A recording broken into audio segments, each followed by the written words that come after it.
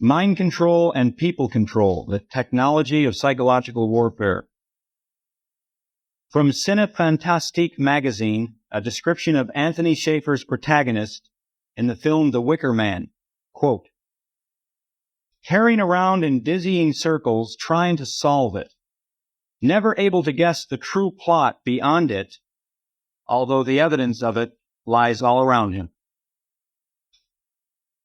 From J.H. Townsend's book, Clowns. As the huckster delivered his harangue, the clown would repeatedly poke his head behind the curtain, making fun of everything his master said, parodying his patter, and twisting the meaning of his words. The huckster played the perfect straight man meanwhile. Here he was trying so hard to hawk his wares, and his own assistant was doing everything possible to undermine sales. The merriment was, of course, intentional. While the clown seemingly encouraged the public not to buy the proffered merchandise, the huckster knew full well that the bystanders would be easily converted into customers as soon as they forgot that they were, indeed, to be buying. Once the audience had been effectively hypnotized, once its judgment and willpower had been weakened, the real sales pitch could begin. Charles Fort, quote, "Almost all people of all eras are hypnotics. Their beliefs are induced beliefs. The proper authorities saw to it that the proper belief should be induced, and people believed properly." One final quote from banker J.P. Morgan. "For every action there are two reasons, a good reason and the real reason." In a study of mind control and psychological warfare, it is not enough to simply review the latest technology of coercion, the most recent gadgetry and techno junk, littering the hardware and supply depots of governments and cults. Far more dangerous than these appliances is the praxis behind them, the underground current which informs the modern project and this era. Life in our modern era being little more than life in an open-air mind control laboratory, where a form of human alchemy has emerged to transform the mass of targeted percipients, targeted merely by virtue of their being urban dwellers plugged into the electronic and digital pageantry of the establishment's system of things. And what sort of creature is it that inhabits such a domain? Who is the modern man? The puppet masters say that he is the smartest, most advanced individual to ever strut the planet, the most relatively liberated being in history. But Louis Ferdinand Céline, the great French novelist, said it well.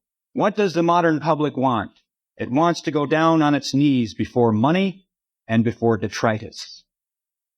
The public have been trained to do this by two principal methods: direct speaking archetypal messages of pure terror, very similar to the experiments of Dr. Ewan Cameron of McGill University's Allen Memorial Clinic, which he described as psychic driving, these being encoded in certain massively publicized lone nut mass murders, and by the sinister flattery heaped upon the modern public by their masters in the cult of progress and optimism.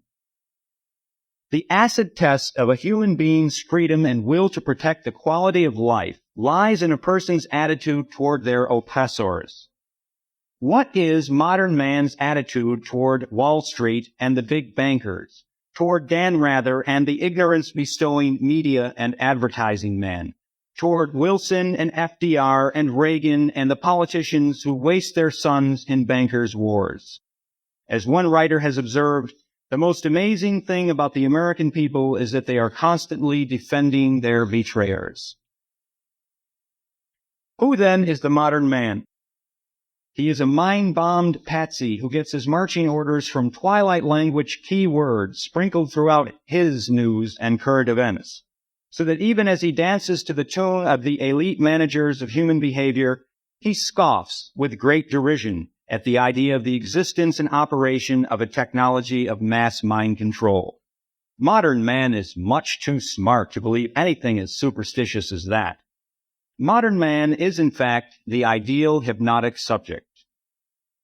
Puffed up on the idea that he is the crown of creation, he vehemently denies the power of the hypnotist's hold over him, even as his head bobs up and down on a string.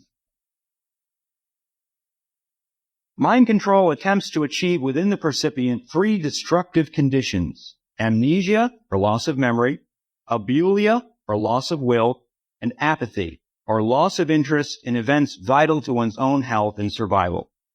Amnesia, abulia, and apathy are universal in Western society and gaining a greater foothold with each day. I doubt any medieval peasant would have much difficulty in feeling a sense of foreboding and even terror in the face of the Soviet hammer and sickle symbol.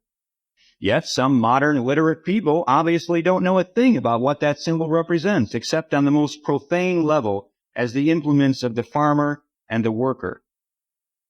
In actuality, the sickle symbol represents Saturn and has for thousands of years, also known as Chrono-Saturn, or as the Greeks called him, Demiurgos, the operating engineer of the universe, as opposed to the creator of that universe.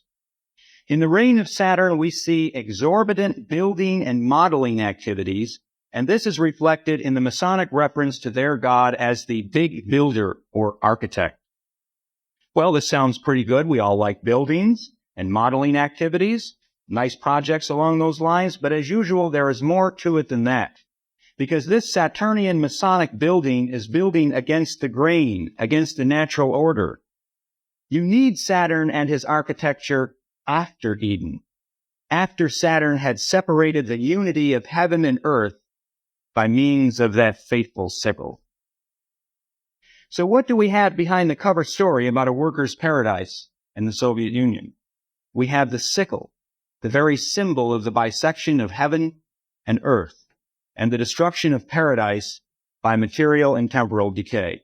In other words, we have a grotesque mockery of the very principle touted. This macabre arrogance borders on the clownish for those initiates or self-initiates who have the understanding to see it. And I submit to you that it is this mockery which builds the psychological power of the cryptocracy. Let's explore this mocking deception further. There are essentially two forces seeking to tyrannize and control us. The first force represents the orthodoxy of altar and throne, reaction and conformity. As modern people, we've been raised to believe that it is from this direction, from the ancien regime of the old political spectrum, that we can expect to encounter the greatest threat to liberty.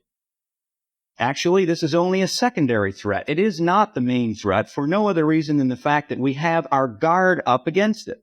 We expect that a threat will come from monarchies, presidents, Protestant orthodoxies, Catholic orthodoxies. But obviously, the greatest potential threat can come from the unsuspected direction, from the force that is misidentified and masked, and that force which presents itself as fascism with a human face. If there is one thing we can say about the tyrants of church and throne, of tradition and property and reaction, it is that they rarely come to us in disguise. Their ceremonies are often vainglorious and pompous, but the core of their belief system, a credo they do not hide from their subjects, is the bad news about human nature. Louis Ferdinand Céline wrote, and I quote, "Since the end of religions, before this new modern altar, they have been swinging incense. They have been intoxicating modern man with a sense of his own importance, with all manner of rigmarole. Man has been made the whole church. No longer can he see anything with clear eyes. He is cracked. He believes anything that is told to him just as long as it is flattering to him." And Céline continues, "The practical superiority of the great Christian religions was that they did not try to sugarcoat the pill. They did not try to throw dust in the eyes. They were not looking for voters. They never felt the need to wiggle their tails in an effort to please. They never felt the need of ingratiating themselves. They just seized man in his cradle and broke the bad news to him without reservation. They told him, 'You little shapeless stinker, you can never be anything but dirt. From dust thou art.' By birth, you are nothing but mer. Do you hear me, you? That's the evidence. That's the principle of everything. However, these church fathers went on, maybe in scrutinizing the matter more closely, you have got one little chance of winning a bit of pardon for being as you are, so filthy, so excremental, so unbelievable. And that is if you can hold your chin up in the face of all the sorrows, all the afflictions, all the ordeals, miseries, and tortures you will have to face in this life during your lifetime, whether it be long or short, but always with perfect humility. Life, you louse, is just one long, bitter ordeal. Don't get out of breath. Don't expect noon to come at 2 o'clock. Just try to save your soul. That's something in itself. Maybe at the end of this Calvary of yours, if you get to be a regular fellow, a hero in keeping your trap shut, you may be saved by these principles. But even then, that's not a sure thing. Watch your step. Don't speculate on first and last things. For you, that is the maximum. And Celine concludes, that was seriously spoken by real church fathers who knew the tools of their trade and did not try to do tricks with mirrors. We can see from Celine's colorful prose that 20th century populism and 20th century conservatism are actually thoroughly modern and are really bridges toward the mocking deception, toward that tyranny that we have been taught to actually revere as the source of our liberation. Conservatism and populism are based on the same notion of statecraft as the second force I am about to outline, predicated upon the flattery of mass man and human nature in order to obtain votes. So at the opposite extreme from the church and the throne, we have the philosophy that describes itself as the rite of perfection. This is the alternate term for the Scottish rite of Freemasonry, the most powerful Masonic order in the world. This is the occult philosophy of not just the Novus Ordo Seclorum, the so-called New Order of the Ages, but also of the Elizabethan age, and long before it. This is the intellectual conceit that the universe, natural creation, is going to be perfected by the godlike intervention of the human intellect. This is the philosophy behind the entire occult project, which first came to the fore in Europe with the Renaissance. And it is true, as Francis Yates writes, that, quote, it was in its origins that the occult philosophy of the Renaissance had inspired some of the most exquisite productions of Renaissance culture. In other words, in the majestic incense of Renaissance art, there is also the whiff of the sulphurous. This malodorous current emerged with greater force in Rabelais' Abbey of Theleme, or Thelema, the philosopher's paradise, where there was but one rule, faites qui se voudra, or do what you want. Look at the mocking arrogance behind this claim of Rabelais. He, like his occult forebearers, is a Saturnian, a follower of the scythe wielder, who is, in allegory, the first to have chopped and disconnected the unity between heaven and earth. But now Rabelais comes forward as a spokesman for Renaissance enlightenment, offering us a utopia. If Chronos Saturn destroyed a divine Eden, Saturn being the force of time, decay, and the progress of matter, or the second law of thermodynamics, man will recreate a true Thelema, a better heaven than God, right here on earth. And that, in sum, is the cover story that maintains cachet for this other force, opposed to altar and throne, to this day. It is between two ideologies that we have been pulled in Western history, between the monumental autocracy of the church, the monarchy, reaction, and folk tradition at one end, and the alleged anarcho-libertarian, Gnostic, Masonic heresiarchs at the other, who only want freedom and love and toleration for all of us. Robert K.G. Temple is one of their better propagandists, and I quote, the Platonic tradition in the broader sense, with its Gnostic and heretical overtones, and its myriad manifestations in later ages in such bizarre and fascinating figures as Giordano Bruno, Marsilio Ficino, and John Dee, not to mention the troubadours of Provence, and the massacred tens of thousands of Albigensians in France, the Knights Templar, and an infinite range of hopeless causes over 2.5 millennia. Platonism in the general sense is a creed which denies creed, an anti-institutional tradition. It insists on nothing by way of doctrinal dogma. It is truly free. It has no pope. And it terrifies those weaker mentalities which crave a shuttered belief system. They always try to destroy it, but succeed only in destroying individuals and individual movements within the larger tradition. End quote from Robert K.G. Temple. Well, Temple has given us a classic statement of the standard propaganda for this course. It's rather incredible to ponder the depth of deception residing inside those few paragraphs of his. We observe, first of all, a martyrology and a victimhood established. The persecuted freedom lovers, massacred, hounded, destroyed. Implicit in that ridiculously one-sided caricature is the notion of blamelessness, nonviolence, and toleration on the part of this exalted academy. Well, no one would guess from Temple's propaganda that his heroes, among whom he numbers the Knights Templar, were directly responsible for unleashing one of the most insidious plagues upon Western civilization, a plague countless reformers have given their lives to attempt to overthrow. Historian Desmond Seward, writing in The Monks of War, cites as the Knights Templars' most lasting achievement, quote, their contribution to the overthrow of the Church's attitude toward usury. No medieval institution did more for the rise of capitalism.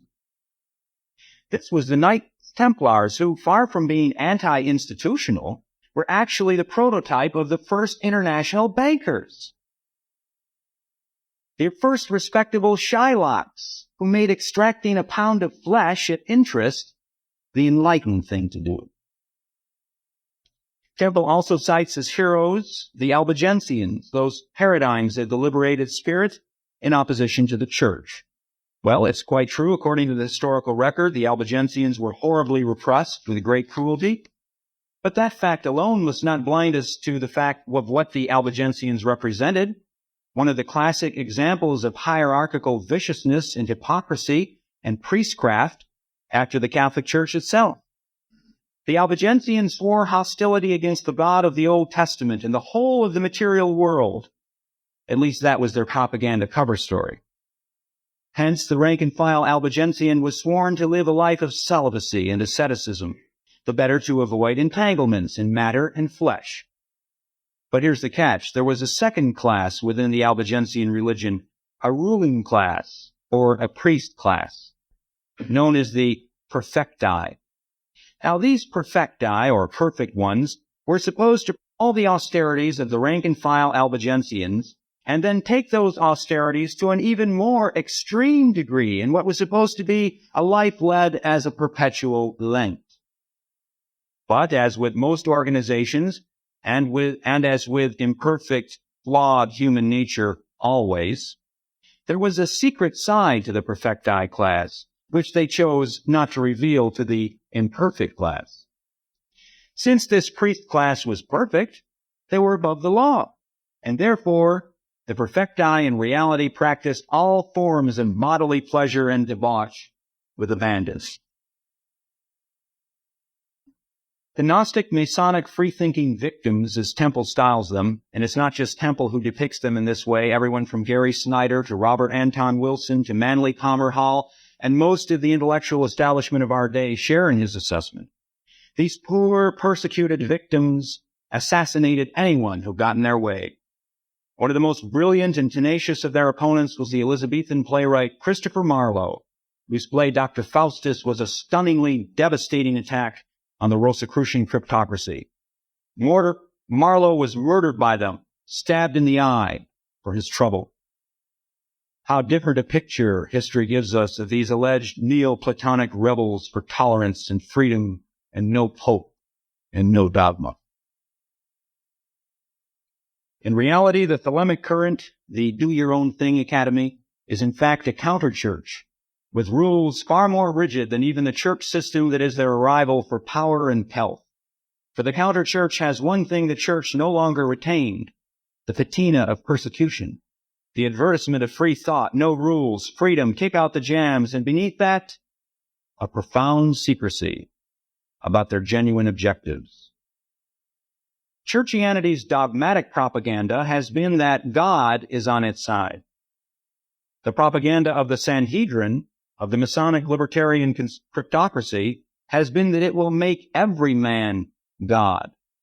And in liberty, equality, and fraternity will their collective godhood reign.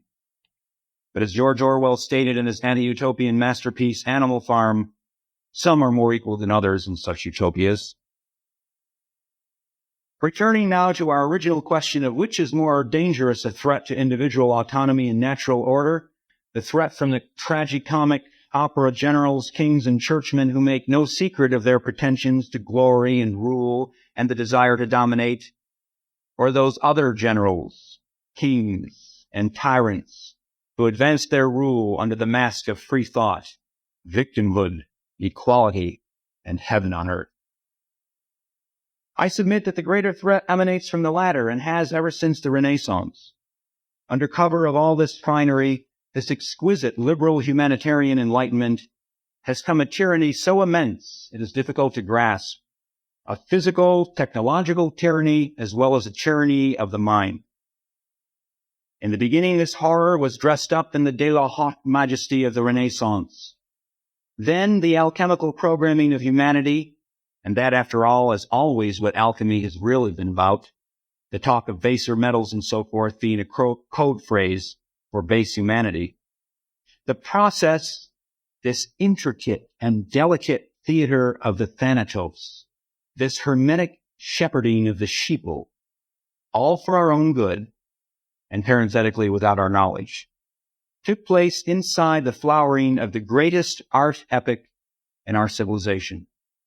I'm reminded of the French nobleman René d'Anjou, who was also a Gnostic magus, who in 1449 at the court of Tarascon staged a series of pas d'armes, curious hybrid amalgams of tournament and mask, in which knights went through the motions of tilting at each other, and at the same time performed a mysterious species of play or drama, the plot and end of which was never entirely clear.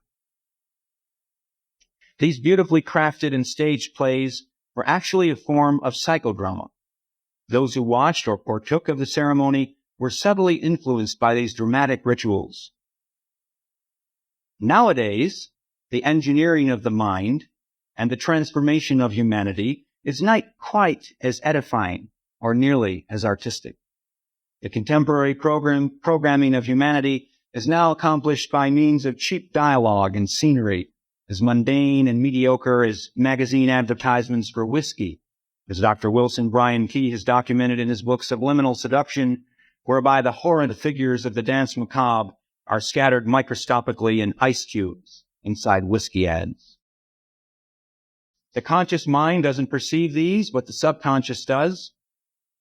Or we can cite the plethora of extremely violent and simultaneously symbolical popular films of the modern cinema, like The Wicker Man and Videodrome, which in a very coarse and crude manner, in comparison with the occult mystery plays of the Renaissance, continue this brainwashing and programming process. The issue of ceremonial and subliminal films, by the way, was raised at length in Philip K. Dick's masterful novel, Valis, which I recommend to you.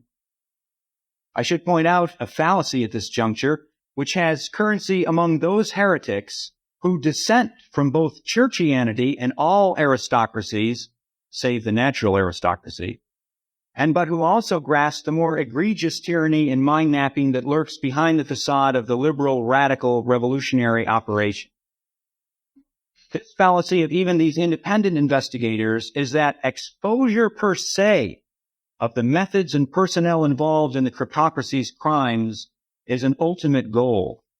If only we could get some of these facts out into the open, runs the refrain. Well, I would reply to that notion that the cryptocracy is not stagnant. It is engaged in a remarkable process set into motion centuries ago, an operation which has accomplished most, if not all, of its chief goals with awe-inspiring dispatch already. In the beginning and middle stages of this operation, secrecy was a key to accomplishing these goals. Generally speaking, that secrecy is no longer necessary today. Quite the contrary.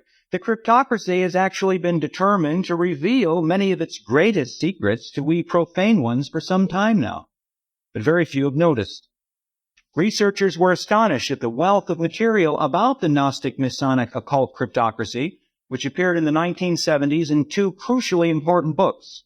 Kenneth Grant's The Magical Revival, three important books. Kenneth Grant's The Magical Revival, and also by the same author, the book Aleister Crowley and the Hidden God, as well as the aforementioned Robert K.G. Temple's book, The Sirius, and that's spelled S-I-R-I-U-S, The Sirius Mystery.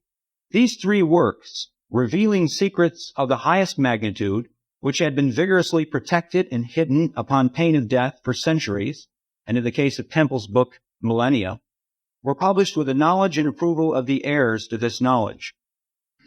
A book almost as important, the late Stephen Knight's Jack the Ripper, The Final Solution, was published under similar circumstances, but without the complete approval, in my view, of the establishment, who had some minor objections to certain portions of it.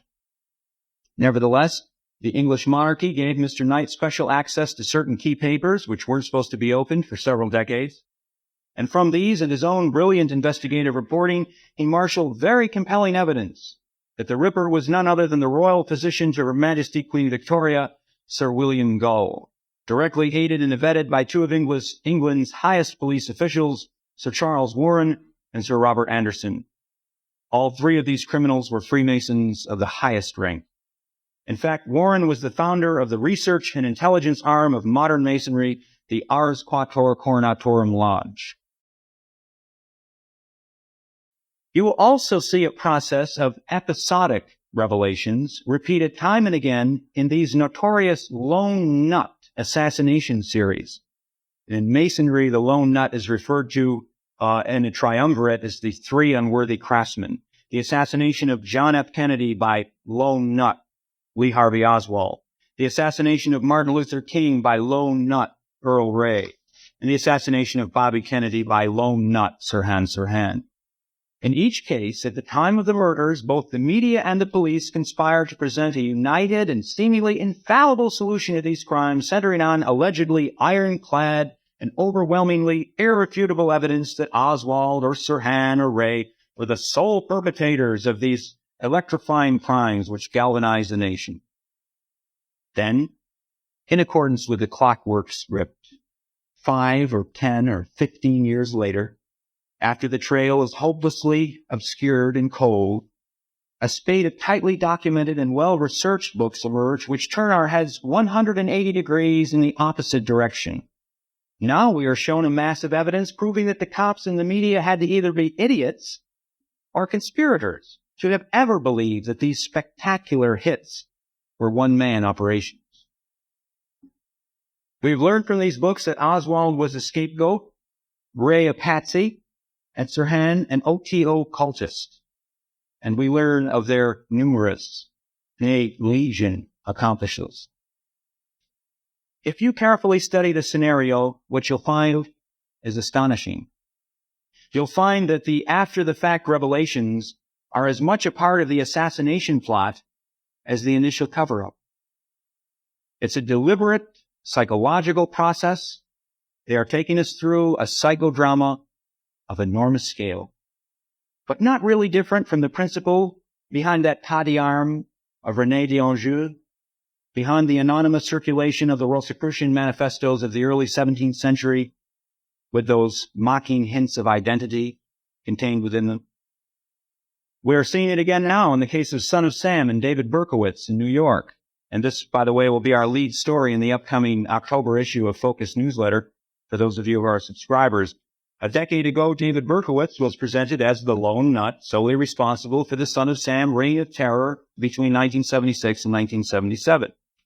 Now, in a book that is as important as the Grant, Temple, and Knight books, a new book from reporter Maury Terry called The Ultimate Evil completely exposes the collusion between the media and the police. Well, I shouldn't say completely, but he exposes some of the collusion between the media and the police in covering up the fact that Berkowitz was not alone. He was a member of a cult which provided some of the Son of Sam triggermen, a cult which used black arts as a front for its narcotics and snuff films and worse. But it's been 10 years. The trail is cold. Maury Terry, the author, sidesteps a few crucial things, distracts attention away from a few others. In none of these cases have any indictments been returned or any of the dozens of perpetrators involved in these spectacular murders convicted or punished. So what is at work here? Why would the conspirators want their secrets revealed after the fact, even if it is years after? To answer this question thoroughly, one has to have a sense of the zeitgeist, which our overseers in the cryptocracy have partly manufactured and partly tailed their operations to coincide with, because there is a spirit of the age. And many of the people on the right have never been able to understand that or coordinate their operations with that spirit. And that spirit does indeed vary. Secrets of this magnitude were seldom revealed in the past because the population had not yet completed the process.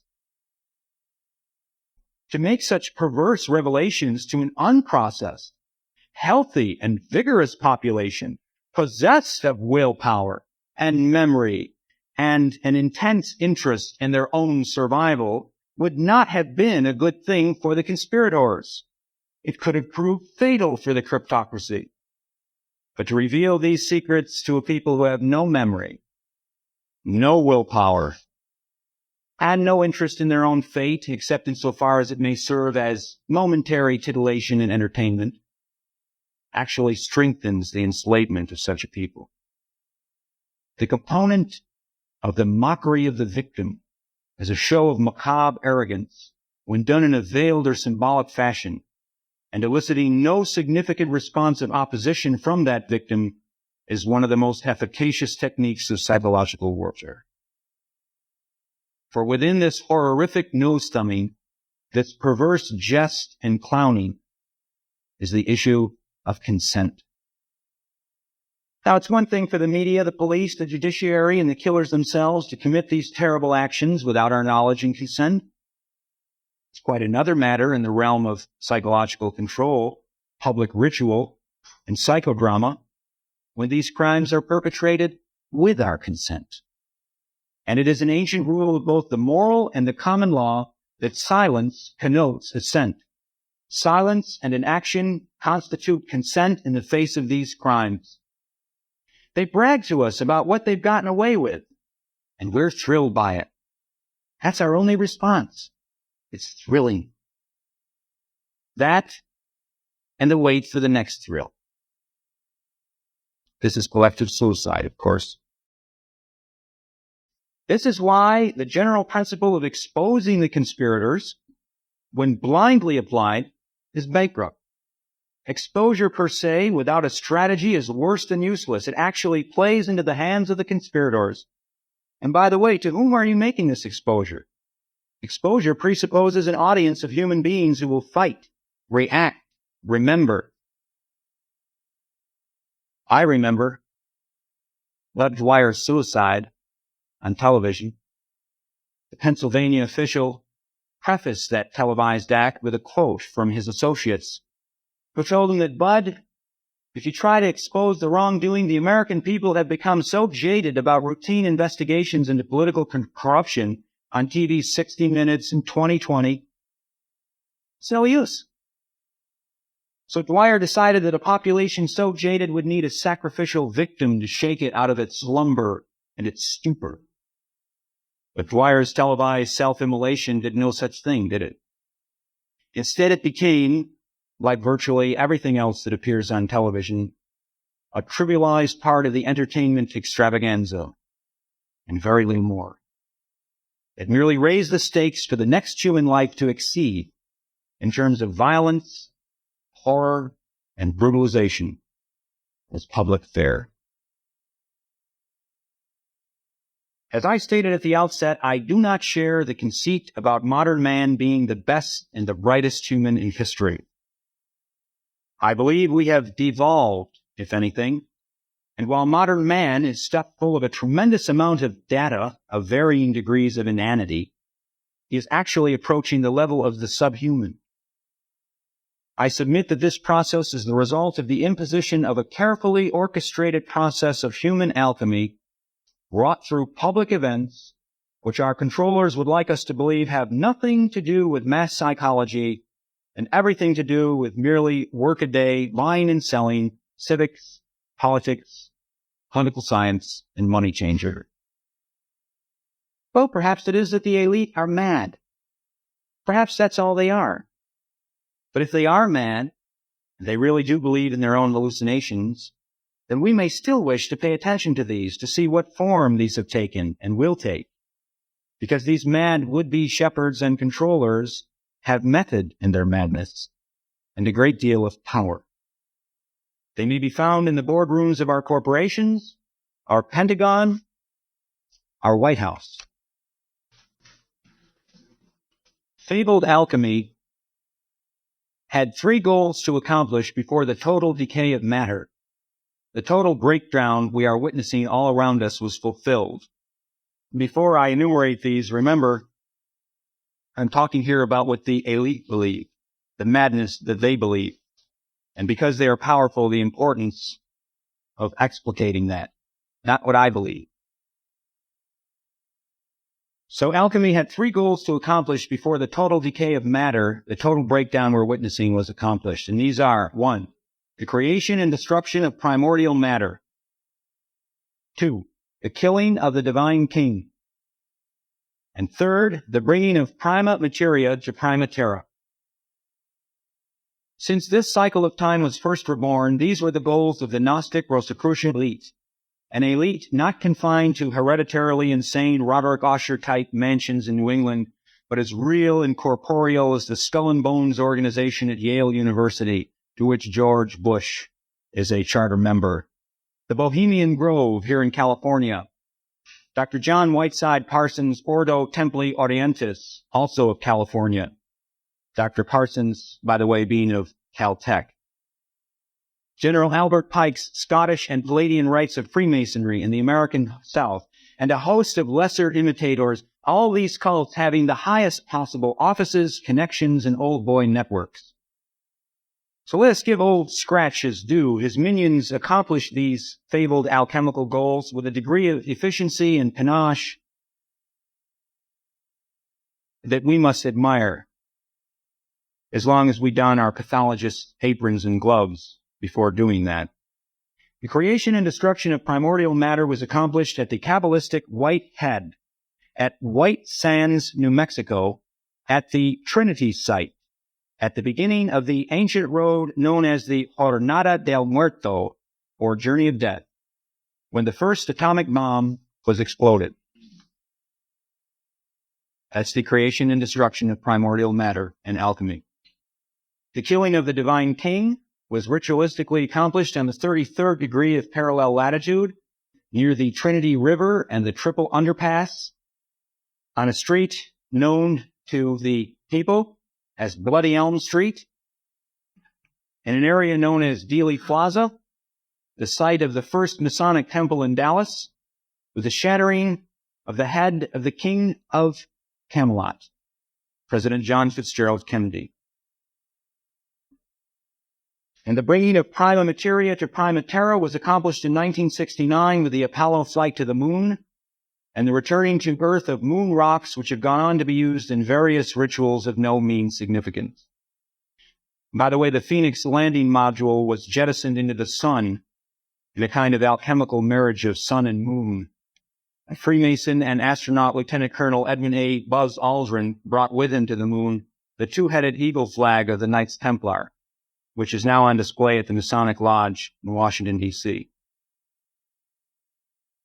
The final objective, after these 3 have been realized, the fabled goal of the Western mystery religion, is known in alchemy as must be. It is also known as the revelation of the method. It is also known as the making manifest of all that is hidden. It is a process we are in now. Could it be possible in our wildest imaginings that the cryptocracy has issued a kind of video Rosicrucian manifesto revealing exactly what television is doing to us? And more than that, but the future of television and video and computers and electronic stimulation of the brain are and are being planned for us? The name of the film is entitled Videodrome, directed by the Canadian David Cronenberg. Mr. Cronenberg has made two other films of note. One, Scanners, is about a team of assassins, and another is a version of a Stephen King novel which also encourages assassination of a candidate for political office. The following are direct quotes from Cronenberg's film Videodrome, which pits a cable TV independent who broadcasts sadomasochistic snuff films against a mysterious global corporation called Spectacular Optical. Quoting now from Videodrome. We are entering savage new times. Clip from Videodrome. The battle for the mind of North America will be fought in the video arena. The Videodrome. Quote from Videodrome. Your reality is already half hallucination. If you're not careful, it will become total hallucination. Quote from Videodrome. Massive doses of Videodrome signal will ultimately create a new outgrowth of the brain, which will produce and control hallucination to the point that will change human reality. In another scene, the movie shows the cable TV producer being fit with a flight simulation helmet similar to the one developed for the U.S. Air Force pilots by Thomas Burness, head of the helmet research program at Wright-Patterson Air Force Base in Ohio. The Wright-Patterson model, by the way, directs missiles by the direction of the helmet the pilot is facing, and you saw a demonstration of that in the U.S. attack on Libya, as you may recall. However, the prototype models, such as the one depicted in Videodrome, will feature a helmet that is really a mini movie theater, where the wearer is surrounded by a three-dimensional pictorial and audio display of the outside world, day or night. This display will be augmented by remote cameras that will feed pictures to the helmet wearer. In the dialogue of the Videodrome film, the helmet wearer asks his captor, who is forcing him to wear it, quote, "Will it hurt you?" To which his captor replies, "It won't hurt you. You might catch yourself sliding in and out of the hallucinatory state after this is all over. If you do, just relax and enjoy it. It will soon go away. But for now, I think you'll find a little video sadomasochism, ultraviolence, will be necessary to trigger off a good, healthy series of hallucinations. That's why our Videodrome show is so strange. Something to do with the effects of the exposure to violence on the central nervous system. It opens up receptors in the brain and the spine, and that allows the Videodrome signal to sink in." End quote. Researcher William Grimstad writes, quote, "It is the implantation of this illusory picture of the world into our minds, a process of widespread, indeed virtually universal hallucination, emerging from extremely circumscribed and elusive sources, that forms the major activity of the hidden powers." End quote.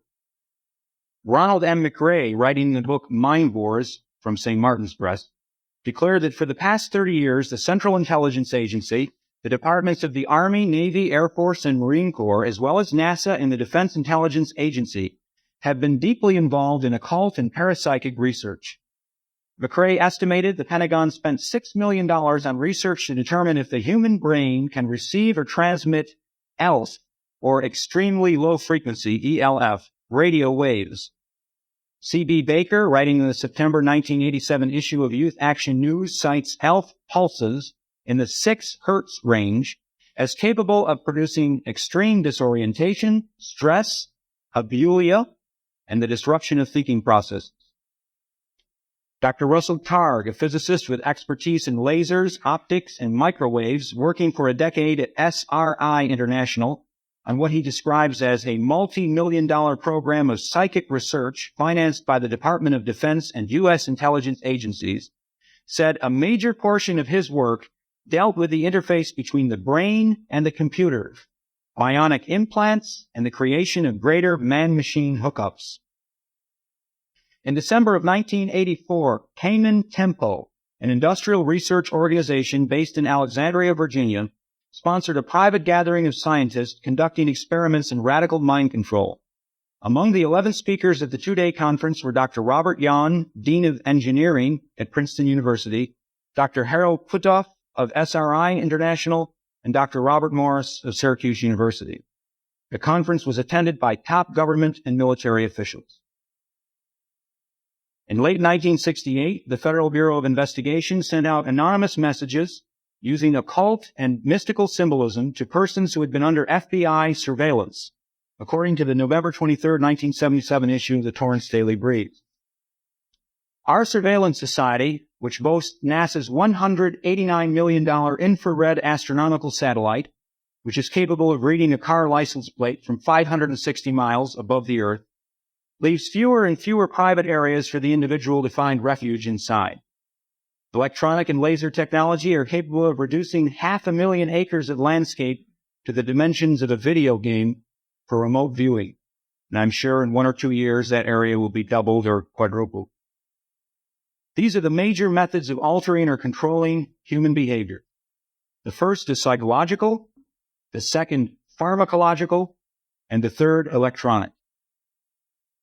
In 1964, then Deputy CIA Director Richard Helms reported to the Central Intelligence Agency on Soviet behavior modification and population control mechanisms.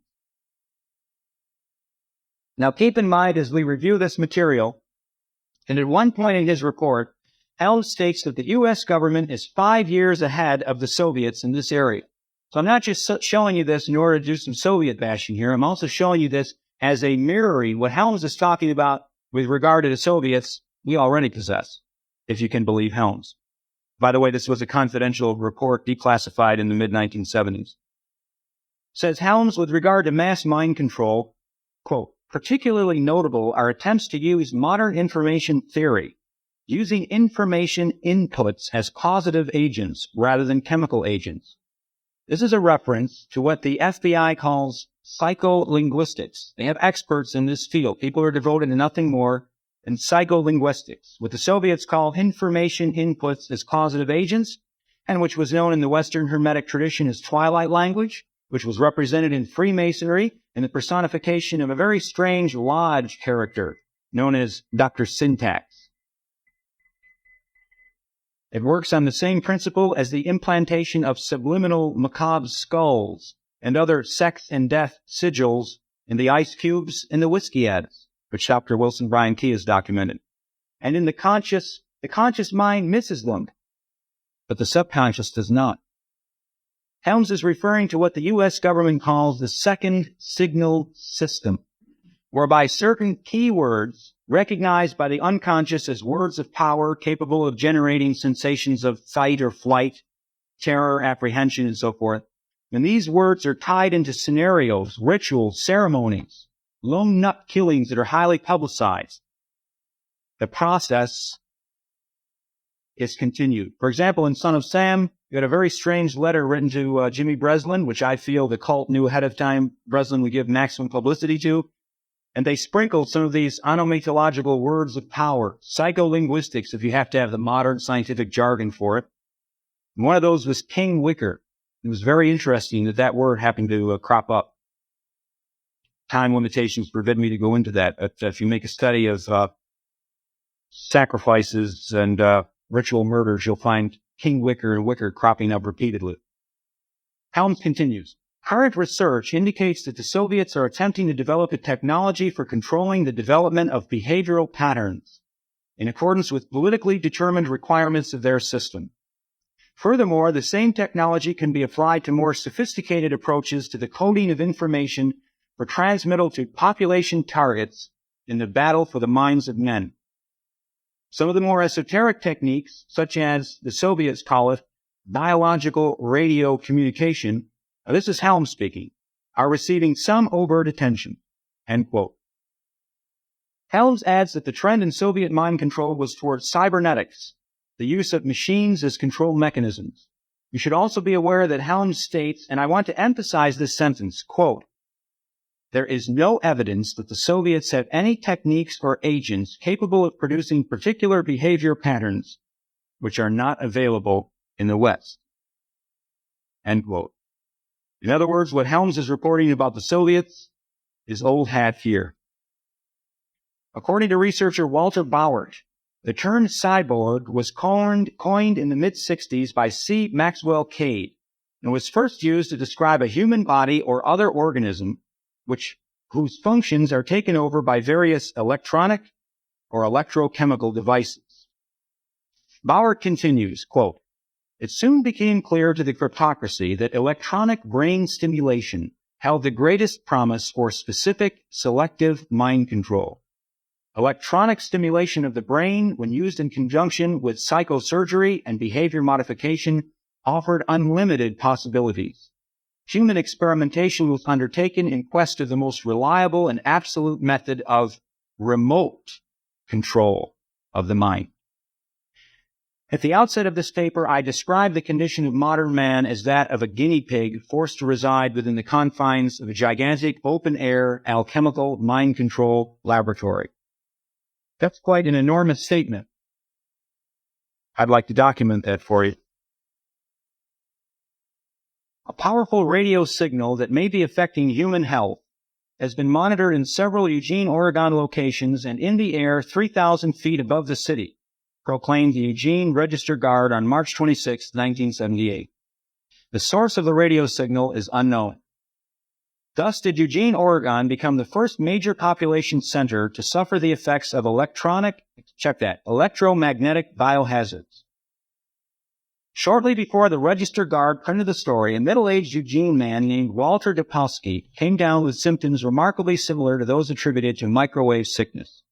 He noted a strange vibration emanating from within his home. He heard voices. He could not sleep. He suffered burning of the cornea portion of the eye. The University of Oregon industrial hygienist Marshall Van Ert, called upon to investigate Dopowski's complaints, found that he suffered the same symptoms while in the man's home. The investigator, disturbed, Van Ert recruited several local engineers to investigate. The engineers measured an unusual radio signal, which they determined to be capable of producing potential biohazards. After unsuccessfully dogging public health agencies to investigate the matter further, Van Ert wrote the stories in the newspapers. The Eugene signal was described as a radio frequency pulse at 4.75 megahertz. It was recorded within at least 2 homes and at 3,000 feet above the city as well. The signal's strength was rated at 500,000 watts, 10 times the FCC radio license limit. The signal extended as far away as the next town in Corvallis. After receiving 150 documented complaints about the signal, Governor Bob Straub, Senator Mark Hatfield, and Congressman Jim Weaver were prompted to demand an Environmental Protection Agency investigation. A data analysis by the State Health Department's Radiation Control Section determined that there was probable cause linking the complaints to the strange frequency. Said Clifford Schrock, a Textronic Incorporated radio frequency analyst who had written electronics manuals for the CIA and the National Security Agency, "I was surprised. I'd never seen anything like it before." The people of Eugene, Oregon began to learn about EMR, electromagnetic radiation biohazards, in a hurry. No one, however, could get to the bottom of Eugene's problem. The FCC's Enforcement Division Assistant Chief, Richard Smith, flatly attributed the frequency to a naval transmitter at Dixon, California, nicknamed the Dixon Duck. Van Ert and others disputed this conclusion. The Navy denied that the Dixon Duck was responsible. When the EPA technicians finally arrived, however, they proclaimed that the mysterious signal didn't exist at all. Van Ert, Schrock, and others who had felt the signal and measured it strongly disagreed with them. But the EPA investigators held a press conference at which they discredited the reports of the strange Eugene signal and promptly returned to their Las Vegas headquarters, where they refused to speak to reporters. After this, the investigation folded. The Eugene signal remains an official mystery. Although the people of Eugene, Oregon didn't know it, but both the U.S. and Soviet military had been working for years to perfect the use of electromagnetic frequencies as lethal psychological, not just physical, psychological weapons. Similar symptoms reported in such places as Timmins and Kirkland Lake in Canada were traced to a notorious Soviet radio broadcast dubbed by amateur radio operators the Woodpecker.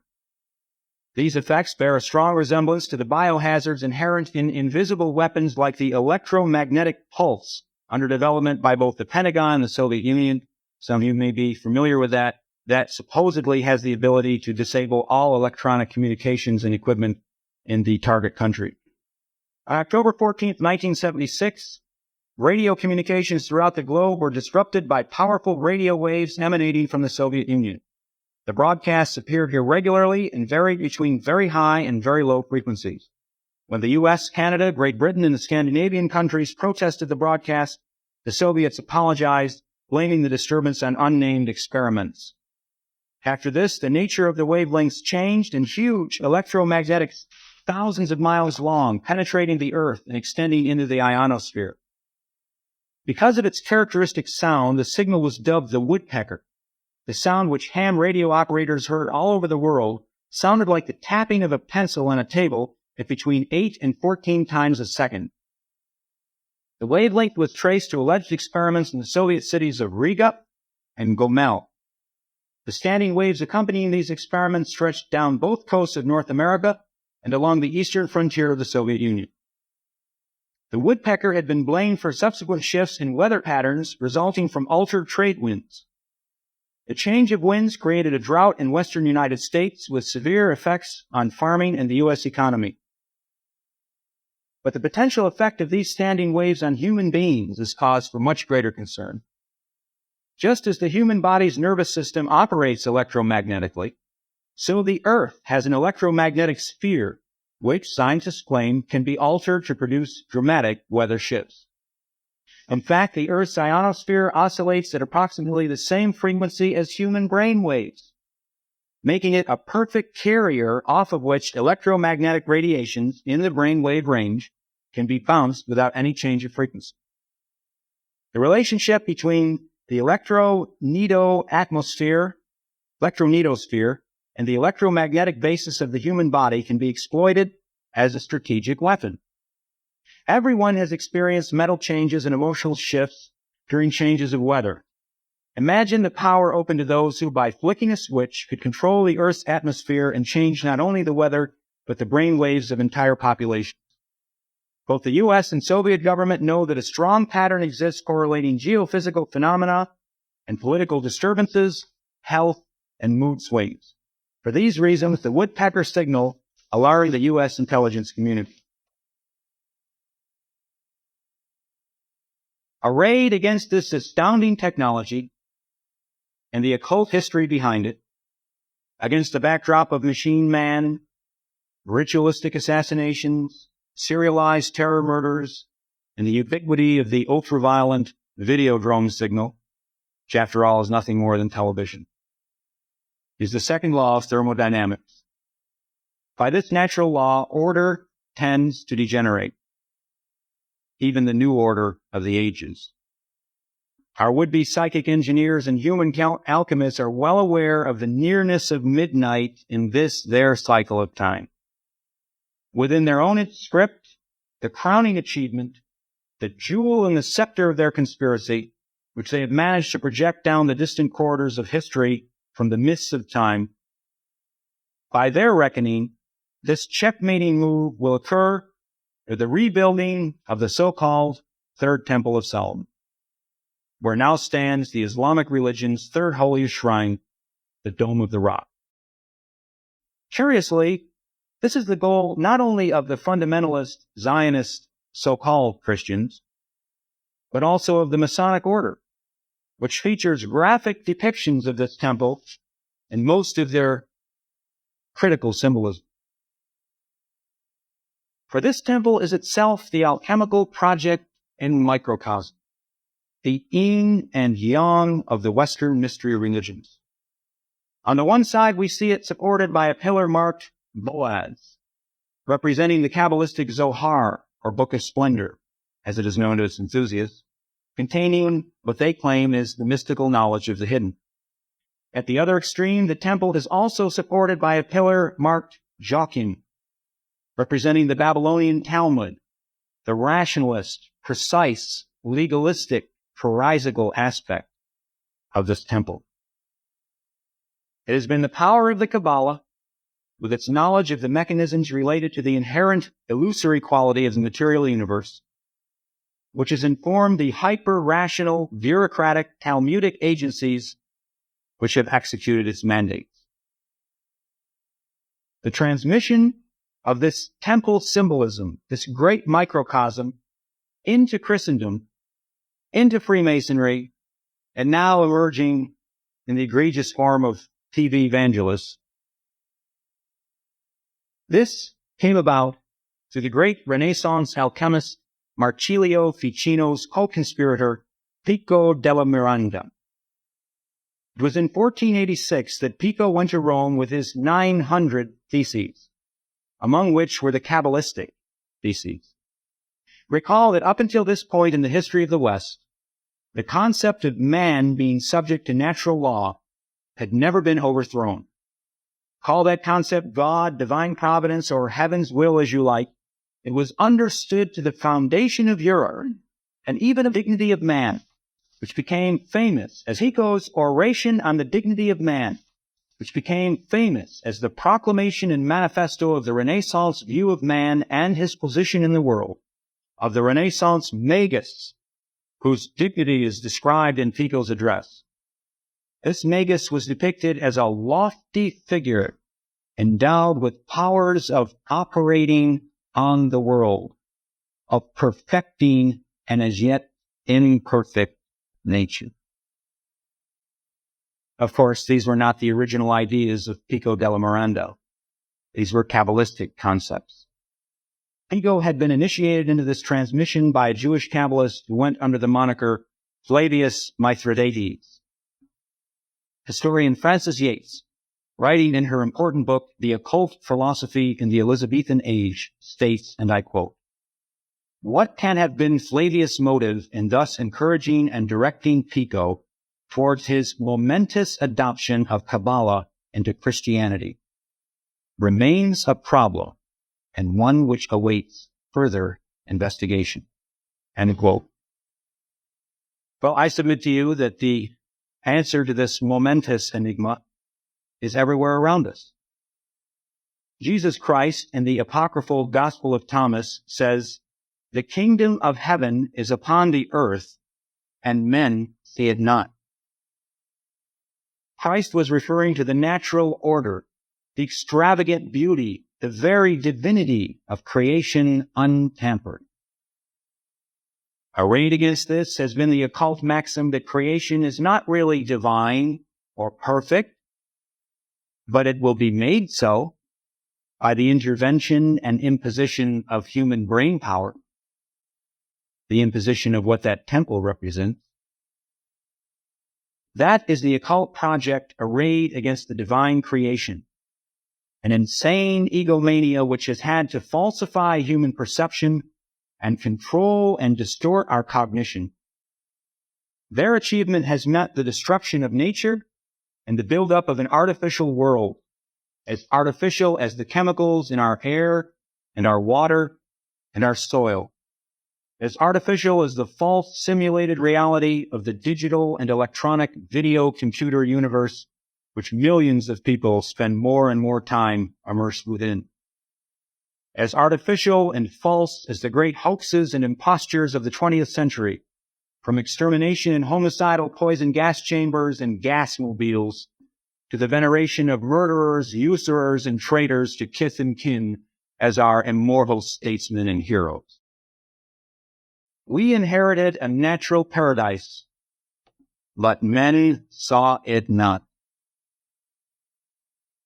An ersatz vision was implanted in their minds, the proper hypnotic belief, and people believed properly. Out of this artificial perception, the cryptocracy is rapidly creating a hell on earth. That hell will fulfill the last stage of the process of human alchemy on the Temple Mount in Jerusalem, probably an atomic fire on the 33rd degree of parallel latitude. Now, I don't wish to be misunderstood as being of that species which welcomes such a scenario. I don't. I work against it. This speech is part of that work. If this cup may pass, let it. But there is a process that must be gotten through, in my view, and the destruction that is to come in Palestine will not be a final destruction for this planet or the human beings still worthy of that name, God willing. but it may represent the unveiling and destruction of that Kabbalistic force, which is not only insanely egomaniacal, but ultimately profoundly suicidal and unconcerned with the consequences of its own actions.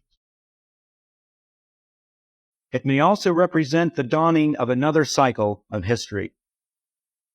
Their greatest, insanely arrogant achievement may also mean their destruction, the consequences of which will be so horrible as to be the ultimate antidote to the propaganda and mind control of the millennia. Ecce signum, ignum caritas. Thank you very much.